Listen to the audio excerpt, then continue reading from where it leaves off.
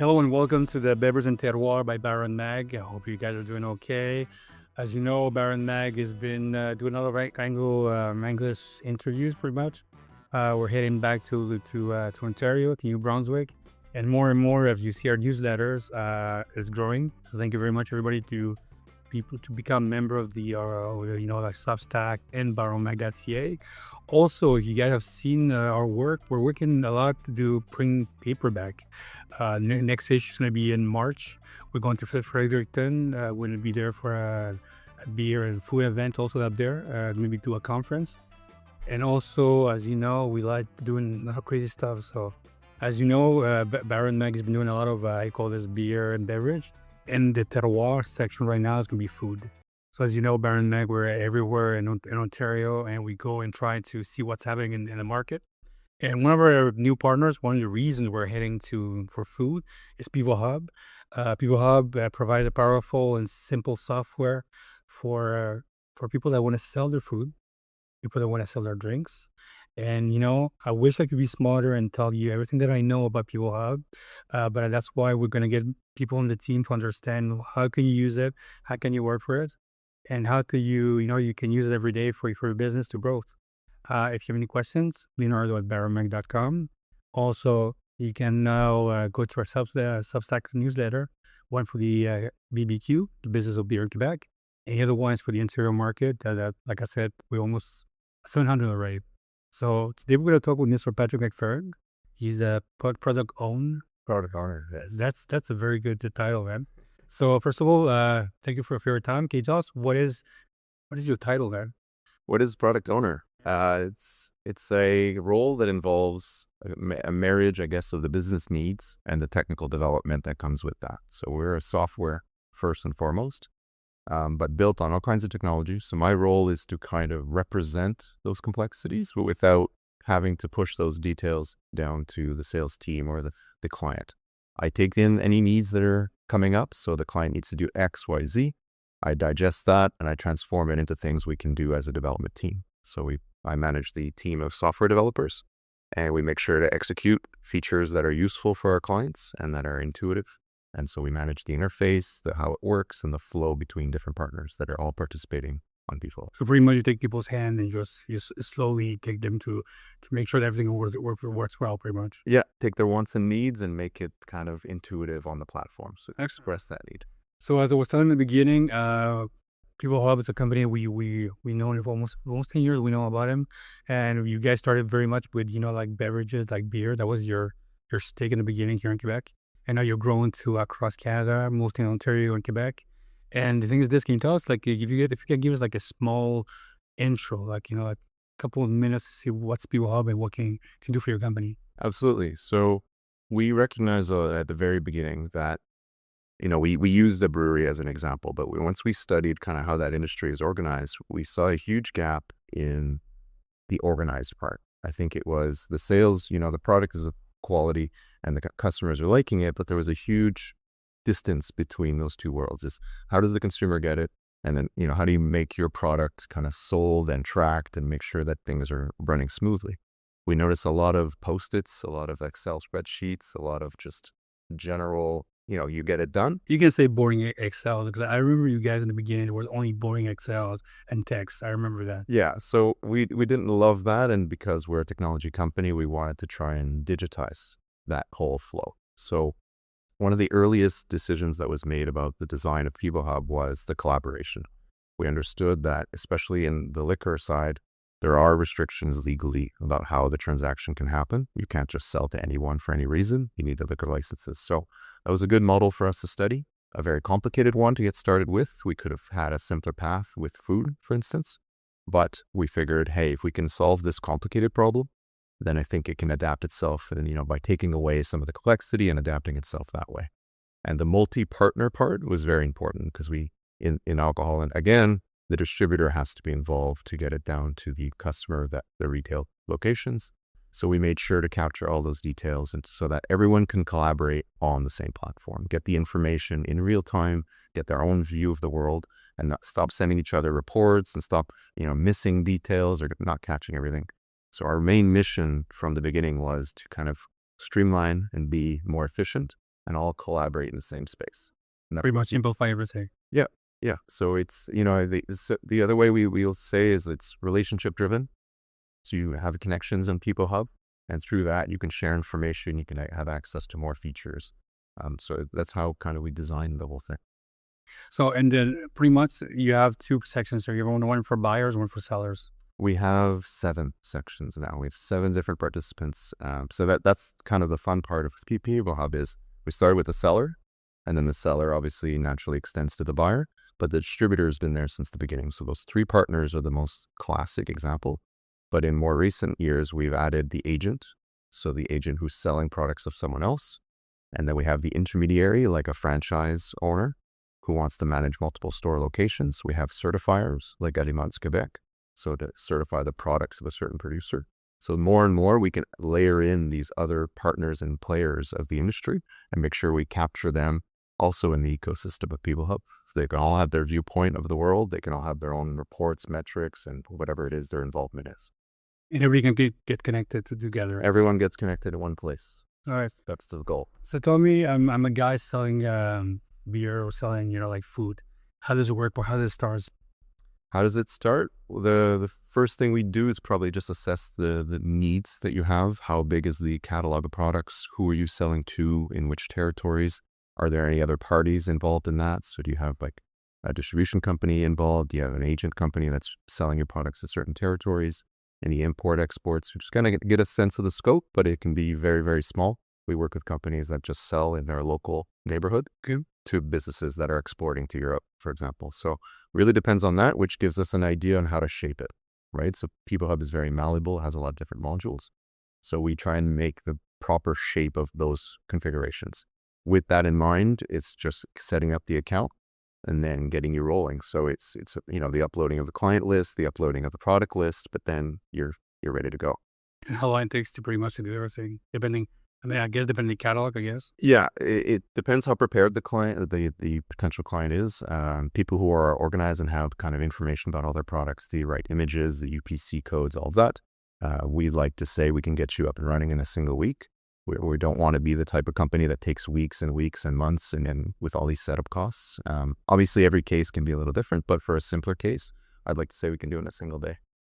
Everything is mobile. You can check everything online, stuff like that. Yeah, that's another decision we made at the early days is instead of trying to find a niche, we went web first and web only.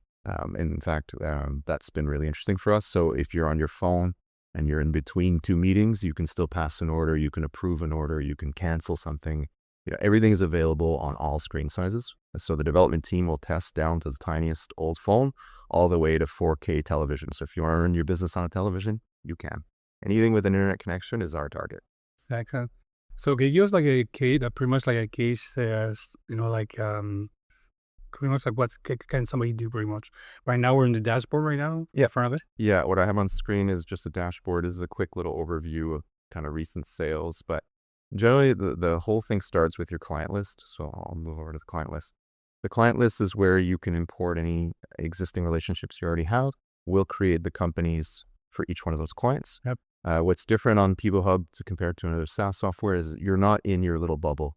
These are actually other businesses you're connecting to. So it doesn't mean those clients have to be actively participating, but we'll pre-create the company for them. So if they come and they activate their account later on, there's already a back history of everything that's been happening from not just that individual seller, but the net of all the sellers.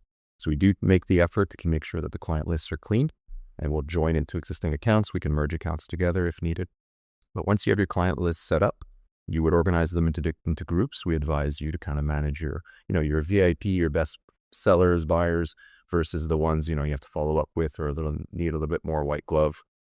So you get organized through that. Those groups are also connected to a bunch of sales rules you can put in place. So are there, order minimums you want to put in place, or do those people have to go through a different distributor? Whatever the business reality is, we capture that at the group level.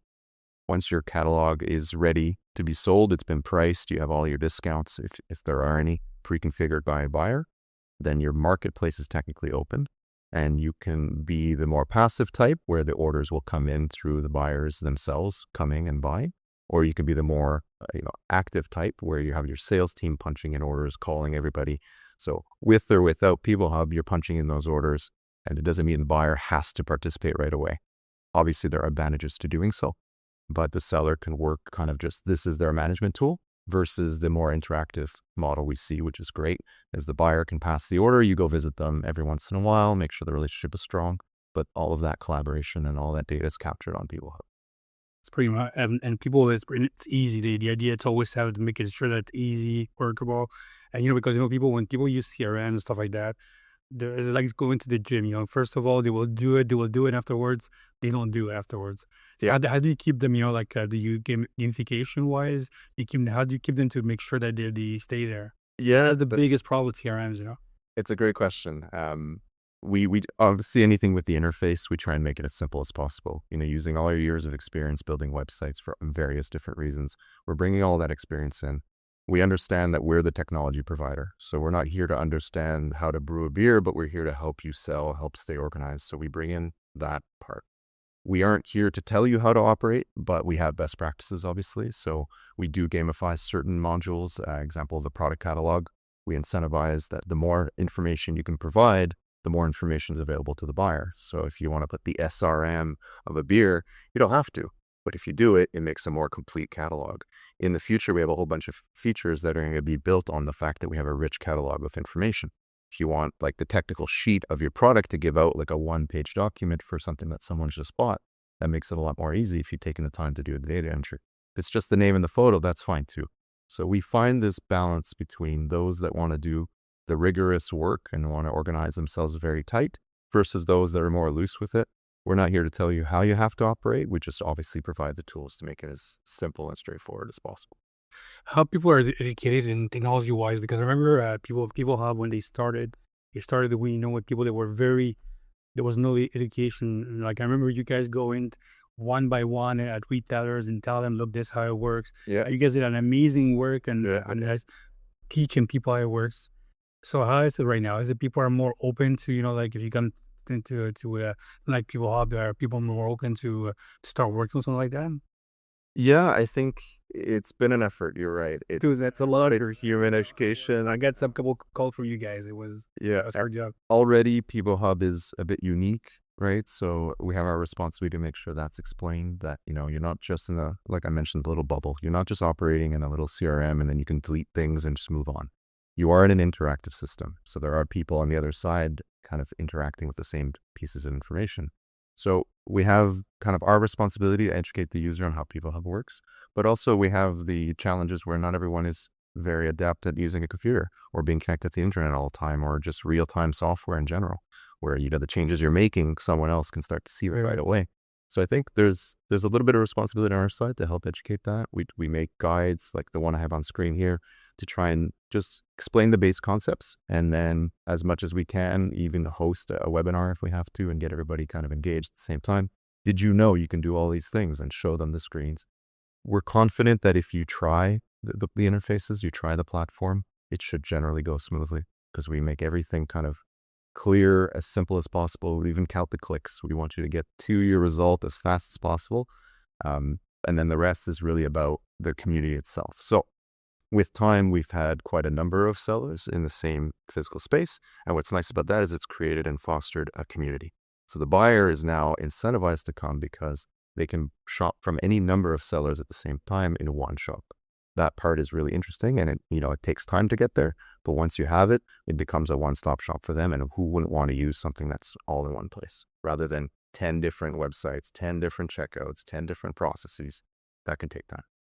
One of the great things right now you guys are doing is that you guys are bringing suppliers with you guys.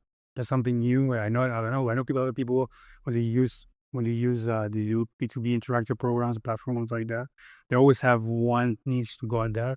And you guys are bringing suppliers with you. For suppliers, how does it work for them, and what's the advantage to be with that people? Yeah, I think the collaboration part is important. So if there's somebody who works often with the distributor on a daily basis, if we can ease some of that communication, that's one of the major reasons to use us. And just the clarity of the interface, I think, and the fact that we build to measure. There are a lot of times that the client feedback goes directly into development. We say, we haven't encountered this case before, or your unique situation. We digest that. We compare it to other things we've seen. We don't really build anything specific to one client. We generalize the problem. and then we make the whatever the feature is. So a lot of what Pivohub is today is a result of, the sum of its clients, the clients that we've had over the years who have, with all their input and all their support, it's created what Pivohub is today. So it's kind of, I would almost say custom made, but it's not custom made. It's really generalized for any type of seller because we're seeing a lot of patterns. We're hearing a lot of the same things. Do you believe that with Pivohub you can help sell products? Can you believe that if you use it wisely and if you use it on a daily basis, like I said, people don't use CRM very well, it can help to maybe to help conduct new products, produce new stuff, stuff like that, because you have an amazing data, like for 10 years now, stuff like that. What do you think the advantage of, besides, making sure that all sales are there, what's the advantage to make sure that using that kind of power? Yeah, that's an interesting question. We're careful to not say that we guarantee sales. We don't guarantee success. Obviously, the product being sold and the quality of that product and the reception to the consumer base is most important. But if you are willing to put in some energy and stay organized and kind of reach out to your clients and do follow-ups and, how did it go? Is it selling well on your, are the customers enjoying it? I think if you're willing to do that part, people kind of just provides the transparent layer in between. So we don't guarantee sales. Obviously you be part of a. You have to always have to work. You have to wake up in the morning and just go in and work that. And numbers. in particular, where we've grown out of Quebec, there's quite a bit of competition, especially in the beverage sector. There's a lot of licensees who can produce and sell beer in particular. So you have to do something sometimes a little different to mark yourself out. So maybe even joining Pivohub in your niche because no one else is doing it, that could give you a competitive advantage, right? But once there's so many participants, now you have to do something a little different. So we're seeing teams that have active sales teams that are using Pivohub properly. They're seeing the results. Some that are more laid back, hands off, then, you can't imagine that it sells by itself. But some people have such a great product that they might be in that situation. It really depends on your situation. As we were saying, you guys are from Quebec, and you guys are now very you're involved in Ontario right now. So how's the market in Ontario for you guys? How's the growth there, and if you have to talk to people right now, if this podcast go to Ontario and New Brunswick right now, so how you guys can help in Ontario and New Brunswick? Yeah, so we've looked at every province. We never intended to stay bound into. But digital, you can. Yeah, and even the platform was built multilingual, multi-regional, so, the different tax rules, all that. We were prepared. We built the software with that in mind because we knew this would go wider than a single province. So in Ontario in particular, we were quite interested when we heard the news about the LCBO kind of privatizing liquor sales and things like that. But once the kind of terms came out, we realized, okay, that the LCBO is still heavily involved controlling, if we understood correctly, all transactions still have to go through them. So less interesting there. It does kind of remove some of the aspects of Pivohub, but we'd love to still find a way for that to be interactive so that, the community can still be fostered and then use the LCBO for the transactional portion. That's definitely still on the roadmap. We're still considering ways we can do that. But otherwise, if we get out of alcohol, it becomes a little more interesting. There's obviously a huge market of buyers in Ontario. Very interesting for food producers, even hot sauces. I did not expect personally such a success in hot sauce sales on Pivohub. Man, is it the yellow guy called Heart Attack Hot Sauce like that? There's quite a few brands. Yeah, I remember the guy, yeah. There's quite a few brands, and we've purposely met quite a few. And so just a product like that doesn't have so many barriers, I think is really interesting. So you can sell to just pretty much any business. They don't necessarily need a license or anything special. So I think that's really cool. Like I said, we built this with the hard scenario of the liquor sales with all those complexities, but to simplify that and to remove those barriers makes Pivohub even more useful. I think it has a deeper reach. So it would not be difficult for us to expand to every single province for non-liquor sales, right? I think that's ultimately what we're trying to find our spot. So what's new? What's kind of new right now afterwards? Because I know you guys are always building new stuff. I know you guys, your team, they're always building new products, talking to, what's happening with with your clients, stuff like that. So what's new? What's coming up very soon? Yeah, we have an aggressive development pace. It's something that I've taken to heart, and I really like shaping Pivohub with all the feedback we're getting. We like to give a quick response to some things. So it's been a busy year for sure. We've had at least 15 deployments, major deployments of new features, new functionalities. This year, if I could highlight, was a big year for the sales rep. So to assist in the act of selling. So one of the biggest features we really got a good reaction to is the check-in. So the sales rep can present himself physically at the store, and on Pivohub before walking in, he checks in. He says, I'm physically here. It finds it in the list. It already knows where you are because your GPS is telling you you're right in front. Or you say, yep, I'm here. What we do now is we give you some surface information. Their last sale was this date. The manager's name that you punched in as a note is here. So it's Tom. Go ask for Tom. You know, they're on trend for their normal buys, or they're slipping behind a little bit on this product, or they're overdue for this kind of product. So trying to surface as much information to really empower the sales rep to walk in confident that he's going to have, you know, a more direct impact on his visit. Take his notes after that. So, hey, yeah, I got to call you back. So I'll take a quick comment and quick note, save that in Pivohub as well. So it kind of builds up the client profile. And you do this enough times, you're starting to build a little pattern of your visits. So we're starting to enrich that information as well.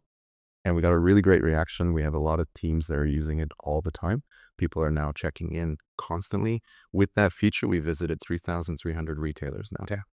So it's really starting to hit the pins all over Quebec. And those teams, as they hit the road, they bring Pivohub in their pocket in a way. So that's been one of the ones that I think has been really interesting.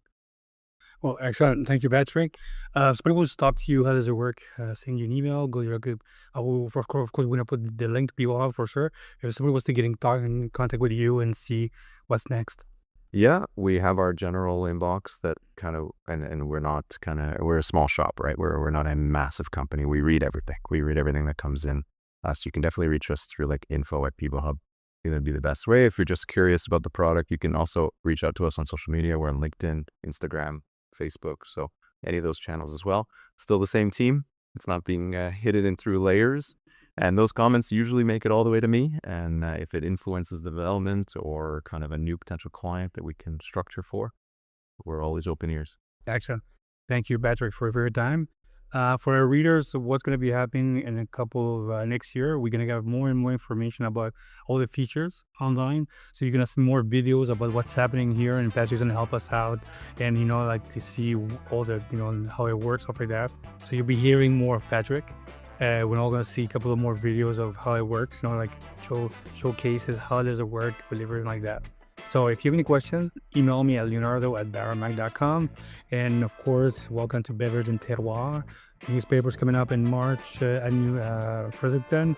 We're going to be doing a lot of events this year, a lot of grocery events like that with Pivohub, and also to see what's happening. And if you have any questions, like I said, we're going to leave some information over Patrick. And that's it. Pretty much that's done. So thank you very much, man. Thank you so much for having me.